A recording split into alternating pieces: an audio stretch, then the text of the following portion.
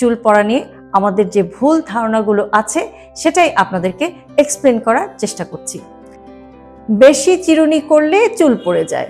অনেকে ভাবেন আমরা যদি খুব বেশি চুল আঁচড়াই তাহলে চুল পড়ে যেতে পারে। এটা একটা রং আইডিয়া। তো এখন আপনি কিভাবে তাহলে চিরুনি করবেন? আপনি চিরুনিটা অবশ্যই করতে হবে। আপনি যদি কম চুল আঁচড়ান তাহলে কিন্তু আপনার চুল আরো বেশি পড়বে। কাজে নিয়মিত আপনাকে চুল আঁচড়াতে হবে।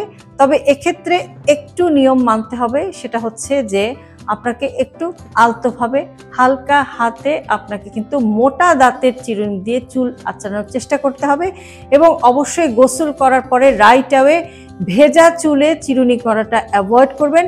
আপনি চেষ্টা করবেন যে একটু শুকনা চুলে অথবা হালকা চুলে নিয়মিত চিরুনি করতে।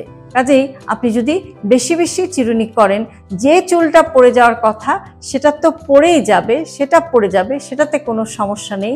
কিন্তু যে চুলগুলো ভালো আছে, আপনি যদি বেশি চুল আঁচড়ান তখন আপনার স্ক্যাল্পে রক্ত সঞ্চালন বাড়বে এবং এটা আপনার চুল পড়া বন্ধ করবে। কাজেই যারা ভাবেন যে অতিরিক্ত চিরুনি করলে বা চুল আঁচড়ালে আপনার চুল পড়ে যেতে পারে, সেটা মোটামুটিভাবে একটা ভুল ধারণা।